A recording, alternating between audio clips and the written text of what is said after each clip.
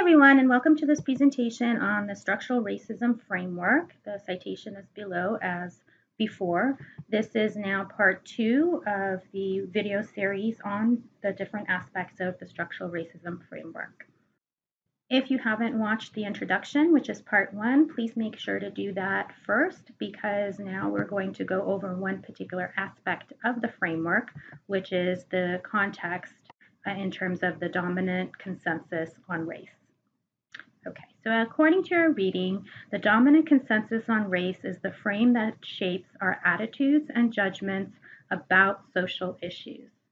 It has come about as a result of the way historically accumulated white privilege, national values, and contemporary culture have interacted so as to preserve the gaps between white Americans and Americans of color. So let's start with historically accumulated white privilege. The key here, well, I mean, the entire phrase is key, but one thing that the authors highlight is this accumulated piece. And the reason for that is I think we can understand white privilege in terms of advantages today, but we really have to understand those advantages in the context, hence the title of the labeling of this section of the framework, within the context of historical advantages that have been passed down through generations, creating a legacy of enduring power for some groups, namely the dominant race in our country, which is white, versus other races. So I found this really great cartoon that is titled A Concise History of Black and White Relations in the USA. And I think it really covers one of the key aspects of accumulation of white privilege throughout the country and how it has led to some of the, not just the gaps that we see, but also the attitude toward those gaps. So in this first panel, we have a white boy and a black boy. One is enslaved. The white boy says, "This is for your own good." And the black boy is, of course, thinking not. What is he trying to do? Well, the white boy is trying to get up onto that ledge, where the ledge represents opportunity, access to resources, etc. Second panel, same thing. He's climbing now on top of the black boy to get up to that ledge. He's huffing and puffing. Of course, the black boy who's enslaved is saying, "Get off me." He's resisting. And then finally, he's, says, "Enough's enough. I'm getting up." His shackles have been torn off. But meanwhile, the white boy is almost up to that ledge. He makes it up to the ledge and he says, "I'm real sorry about being racist before. I know better now." And then, of course, the black boy is like, "Okay, great, swell, give me a hand up then," so that, he can be up there with him. And the white boy says, "No, of course not. That would be reverse racism." And so this really is that idea of, thinking, look, if I got up here myself, why can't you? And this is the type of rhetoric that we still hear today in terms of not recognizing that the country was built on the backs of people of color, and yet they were denied access to the very same opportunities that their work was creating for their white counterparts. So what do I mean by I'm not the first person to say, obviously, that the country was built on the backs of people of color. And I'm not going to be the last, and, many people agree with this. But what do we mean? Well, the idea is that there are and have been and continue to be laws that discriminate in terms of access to opportunity, access to resources. We can talk about employment access, denial of certain jobs to certain people of color, segregation in terms of redlining when it comes to neighborhoods. I'll talk about why that is important in a second. All the way, back to the Indian Removal Act of 1830, which literally removed Native Americans from their homes. We still have the reservation system where they are excluded from participation in other aspects of our country. So, being isolated on reservations. This applies to all people of color, Mexican Americans, Chinese Americans, any people of color that historically have been denied via actual laws or informal policies access to systems that would allow them to accumulate wealth and therefore improve their situation. So let's look at this in terms of how to explain the difference side by side when we compare white Americans and Americans of color. And it's not just about comparing white and black, it's about generations of white Americans versus generations of people of color. So generations of white Americans have had access to good educational institutions. And what I mean by via property taxes is that historically, the vast majority of funding for education in terms of K through 12 is provided via property taxes. And also historically, white Americans have lived in neighborhoods that have higher property values and therefore pay higher property taxes and therefore have good educational systems for their children. And of course, education is one route toward upward mobility and wealth accumulation.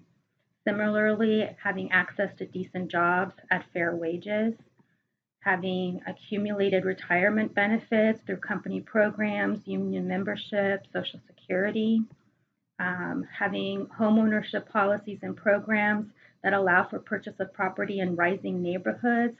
This is really important because in this country, the route toward wealth accumulation is homeownership. It's not like that in other countries, but in this country, having a home, owning a home, can provide equity for investment in your children's education, investment in businesses, etc. Now, when we compare to generations of Americans of color, what do we see? We see a background of slavery or labor exploitation. We see limitations placed on upward mobility via either de jure or de facto segregation. By this, I mean think of like redlining, for example, not allowing certain groups to live in certain neighborhoods. You have people of color who historically have been confined to jobs in like the agricultural sector, manual labor, or domestic labor. Traditionally, these are occupations or industries that do not allow for saving and asset building. They have been excluded from jobs that allow for accumulation of savings and retirement benefits, and they're discriminated against by lending institutions, excluded from owning homes, for example, in economically desirable locations, again, via redlining policies. So all of this, then, when we take it together, along with many, many, many other laws that have been passed throughout the years that have limited the ability of people of color to build assets and to obtain financial wealth over generations. And we can see what we mean by accumulated advantage. So historically and contemporarily, we can see advantages in education, employment, housing and healthcare, political representation. Oh, I didn't even get into political representation in terms of the number of legislators that are people of color, like the rates and the percentages. Well, all of these accumulated benefits across all these domains really show a pattern that has concentrated and sustained racial differences in wealth, power, and other dimensions of well-being. And by well-being, we mean health, we mean mental health. So there are disparities in those areas. And this is a quote from your reading. So for me, this is kind of how I see historically accumulated white privilege. I know I've used this before in the critical race theory videos, but to me, this end of the race is opportunity. This is the opportunity to accumulate wealth, to build assets, right, to pass those assets down, to the future generations who can then build upon it. And what are we looking at with all of these barriers? All of these barriers are all those laws and policies that historically have prevented people of color from doing that, historically denied access to those same opportunities to build wealth. We'll talk about, for example, the GI Bill that really helped create the middle class as we have, well, not the current middle class as we see it, but the middle class over the last few decades, because it allowed veterans, well, white veterans returning home to go to college, to buy homes via lending policies that were designed to help them. Advantages in lending and housing and education that were denied to people of color, to veterans of color. Oh my God, I can't talk. Okay, so is there evidence for this, or am I just spouting off? No, there is actual evidence. Here we have data on accumulated wealth. And what's really good about the way this data was analyzed is that here we have the median net worth in thousands of the people in the survey, right? So this is their wealth. And then this is their annual median income by category, right? So all of these people, both white and black, are making the same amount of money, okay? All these people are making the same amount of money and so forth. But when we look at all the people who have a similar median income and we compare wealth accumulated, right, we see quite a stark difference. For white Americans making $75,000 or more, accumulated wealth about $310,000, let's say. For the same black Americans who are making the same, same as in making the same amount of money, accumulated wealth, what, 120? 3 times the difference here. And we can see that disparity in all the income categories in terms of wealth accumulation. So what this is showing us is that it has nothing to do with what amount of money people are making, because that's one of the counter arguments about wealth. Well, of course people are making have more wealth because they're making more. But what this is showing us is no, that's not true. It doesn't matter what you're making. Accumulated wealth, because wealth is passed down, has to do with that historical context. Okay, here's another way of looking at it. Where's my cursor? I know you guys can probably see it, but I can't. Where'd it go? There it is. Okay, so this is a different source. The other one was from your reading. Here we have the mean family wealth by race. So what are we looking at is dollars. So mean wealth, this is the wealth of people in thousands, so $700,000. And of course, I don't need to tell you that there's a stark difference here, except now we do have information about Latinos, and they're similar, slightly higher, but still huge differences. If we look at it as a percent, in terms of if this is all the wealth in the country, who owns most of it? Okay. Now, of course, there's differences in here. We know all about the 1% and how if we were to divide it here by income, this would be like the 1% up here. But still, regardless, this is saying regardless of class, it's still a huge disparity in terms of wealth ownership.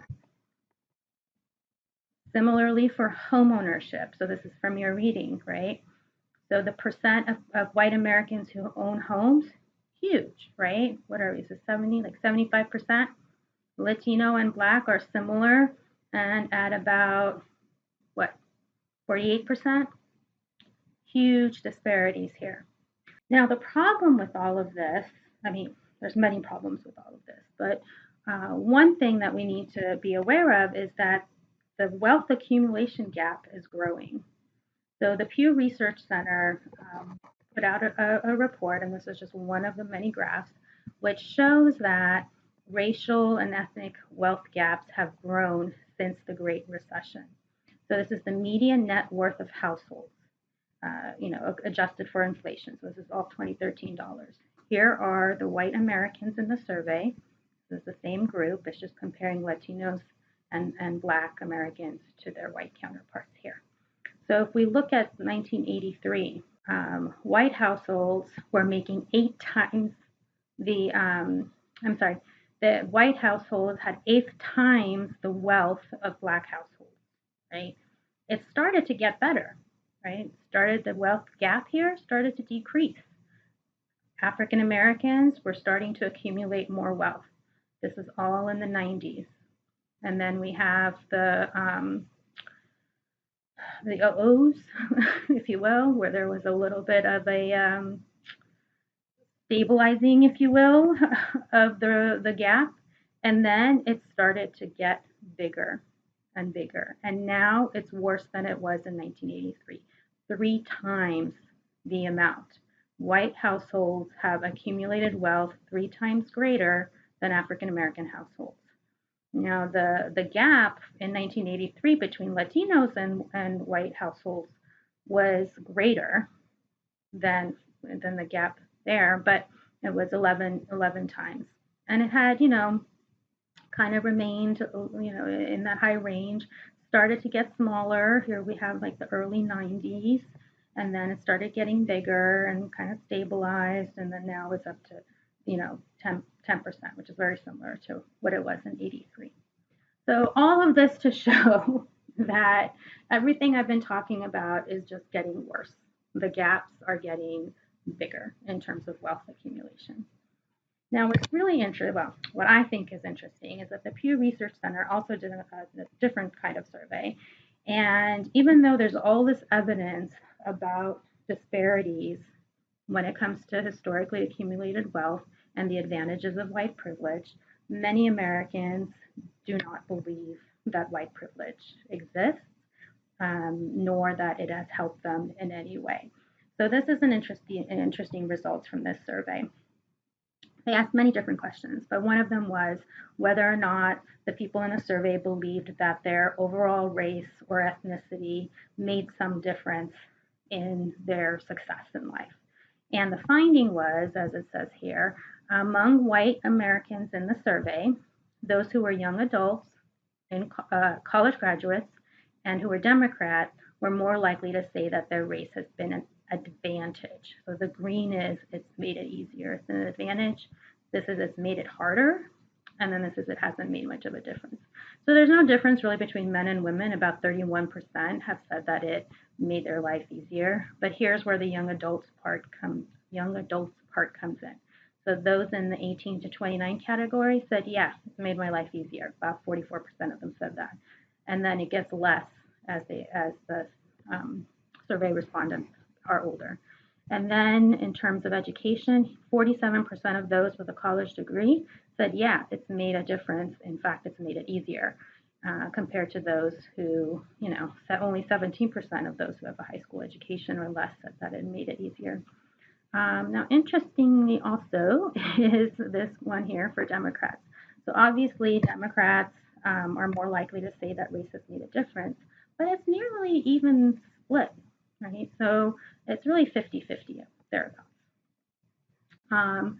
So yeah, I'll just say that's interesting, and I'll leave it up to you to draw further conclusions about that. When we talk about national values, there are 3 main ones that in particular. There is personal responsibility, which is the belief that people control their fates regardless of social position. Then there's meritocracy, which is the belief that resources and opportunities are distributed according to individual talent and effort. Social factors do not play a significant role. If you don't succeed, then it just means that you weren't working hard enough and it's your fault. I shouldn't say you. I'm not talking to you. I don't know who you are watching right now. But what I'm saying is that it's the other values, other factors like race are not taken into consideration in terms of who gets rewarded and who gets punished in this country. Then we have equal opportunity, which is, we've talked about this before. I think we've talked about a lot of these before, but so it's the belief that when it comes to things like employment and education, that we have a level playing field and that race is not a barrier to access to either of these things. So we take great pride in these national values and we assume them to be race neutral. But we have to really think about how influential these values are in our country because they help to organize our broad views about what is considered just and what is considered equitable. and then those feed into our policies. The problem with these national values is that while we treasure them, individual trajectories are impacted by the status of group membership, impacted by our families' positions, our communities.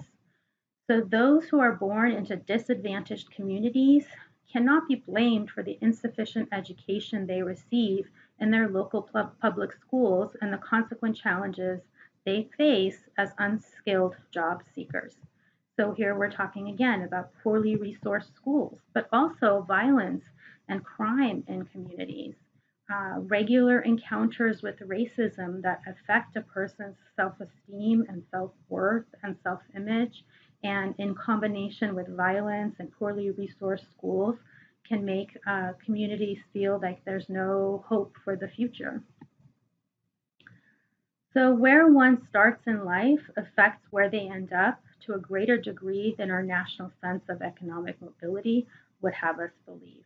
So this is a quote obviously from the reading, but I think it does a good job of summing up the idea that while we can have these values, we have to also understand that they're not necessarily true. Okay, contemporary culture. Contemporary culture involves all of society's norms, values, and practices. And in this country, our contemporary culture creates racial stereotypes that then further reinforce norms and values and practices towards certain racial groups. And then all of this informs the policies that we make that either treat or control different groups of people along racial lines. What do I mean by this? Well, or what do the authors mean by this? So we all look for cues in our lives in terms of who people are, how we are supposed to interact with them, whether we can trust them, whether we cannot, all of these things. We rely on cues from our environment growing up, and then those ideas are set in place. Sometimes they change, sometimes they don't. But in any case, where do these ideas come from? Well, they come from pre-existing information that's out there in our culture about different groups of people.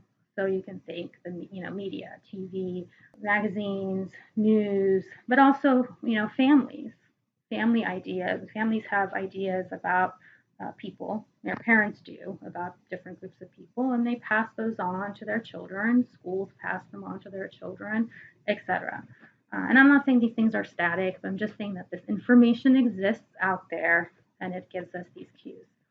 Over time, the cues build and build and build and build, and then that's what can lead to stereotyping, believing that all individuals within one racial category all behave in the same way. These stereotypes then form the lens, if you will, or the frame. They are the frame and not just the frame, but like a default frame that is used to interpret individual and group behaviors.